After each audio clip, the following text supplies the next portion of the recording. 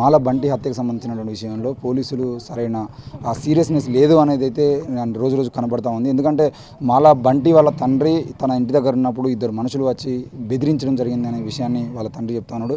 అయితే ఇప్పటికే పోలీసు రక్షణ కల్పించట్లేదు అని చెప్పేసి చెబుతున్నప్పటికీ ఎందుకు ఇంత నిర్లక్ష్యంగా వహిస్తున్నారు?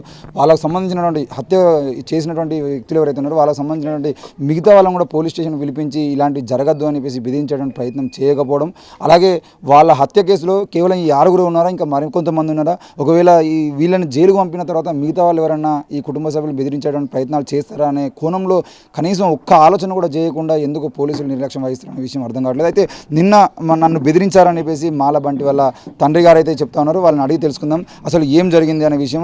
బాబు చెప్పండి, నిజంగానే నిన్న వచ్చినటువంటి వ్యక్తులు ఎవరైతే ఉన్నారో వారు ఏమని మాట్లాడారు మీతో? వాళ్ళు ఏమన్నారు మిమ్మల్ని? 3:45కి వచ్చారు సార్. మా తమ్ముడు వంట చేస్తుండు. ఇంకా చాలా మంది ఉన్నారు. నేను చదవగా మంచంలో పండుకున్నా. ఇట్లా అన్నారు. పోయినా ఇసుంటారా అంటే పోయినా. ఏమైతే బంటి నీకంటే మా కొడుకు అని నేను అన్నా. నీకు కోటి నీ కోడలు కోటిత్వం కేసు కాంప్రమైజ్గా అన్నారు. ఆశయం అనిపించేసరికి వాళ్ళు జంప్ అయ్యారు. ఇక వాళ్ళ సంగతి నాకు తెలియదు. వాళ్ళ బండి నెంబర్ కూడా నాకు తెలియదు. స్పాట్లో ఈ సెల్ కూడా నాకు ఆపరేట్ చేయరాదు, ఫోటోలు తీయరాదు, మిస్ కాళ్ళు తప్ప వస్తే మాట్లాడేది, కానీ ఫోటోలు కూడా నాకు తీయరాదు. ఎంతమంది వచ్చారు? ఇద్దరే. ఇద్దరే ఎట్లుంటారు అంటే వాళ్ళు ఇంతకుముందుకు ఒక అబ్బాయిని చూపించిన సూర్యు మీకు అంటే మంచిగా పొడుగుంటారా?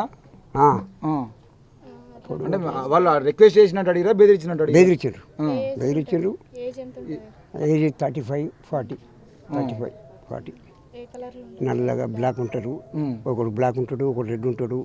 ఒకడు వైట్ షర్ట్ వేసిండు, బ్లాక్ ప్యాంట్ వేసిండు. ఒకడేమో రెడ్ షర్ట్ వేసిండు, టీ షర్ట్ వేసిండు అని ప్యాంటు నాకు సరిగ్గా గుర్తులేదు. అంటే అప్పుడు పోలీసు వాళ్ళు లేరా? మరి లేరు. మాకు అదే భయం. నాకు కూడా నువ్వు ఇంకెవరున్నారు అక్కడ? చాలా మంది ఉన్నాం సార్. మా తమ్ముడు వంట చేస్తుండు, మా చిన్న కొడుకు. అరే ఆచరణసరికి వాడు బండి స్టార్ట్ చేసుకుని వెళ్ళిపోతున్నాడు. ఒకవేళ ఇప్పుడు కేసు వాపస్ తీసుకుంటా అనుకుంటారా? మరి తీసుకుని అనుకుంటారా మీరు? నాకు అవసరం లేదు సార్. అదే నేను వాపస్ తీసుకుని. మరి కేసు వాపస్ తీసుకోకపోతే వాళ్ళు చంపుతామని బెదిరిస్తారు కదా? చంపరు కదా. ఈయనవాళ్ళు మనోళ్ళేనా? చంపరాదు. నా కొడుకు పోయినాక నేను సార్ నేను భయపడలేదు. ఎటు కూడా నా కోడలకు న్యాయం జరగాలి, నాకు న్యాయం జరగాలి అంతే. మరి పోలీసులు వచ్చారా ఈ విషయం జరిగిన తర్వాత? ఇప్పుడు వచ్చి ఏమన్నా ఎంక్వైరీ చేసిరా? నిన్న జరిగింది కదా, నిన్న సిఐ వచ్చాడు. ఏం పేరు? శ్రీనివాస్ నాయక్. ఆరోను శ్రీనివాస్ నాయక్ సిఐ గారు వచ్చారు. వచ్చి పెద్ద మనిషి డీఎస్పీ రాలే. డేవిడ్ గారు కూసు బాబాయ్ అన్నాడు. కూసున్నా. నాకు ఎవరు అట్లేదు సార్ అన్న.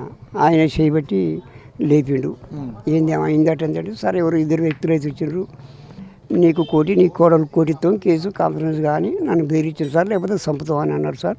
నేను మా తమ్ముని పిలిచేసరికి వాళ్ళు చంపాను సార్ అని చెప్పిన. ఇవన్నీ ఏం పెట్టుకోకు, ఇక అదేదో ఉన్నది ప్లాన్ జరుగుతూనే ఉందిలే, కానీ నీ కొడుకు ఎట్లా 2-3 నెలల నుంచి ప్లాన్ చేసిండ్రో నీ మీద నీ కోడల మీద చేస్తున్నారు.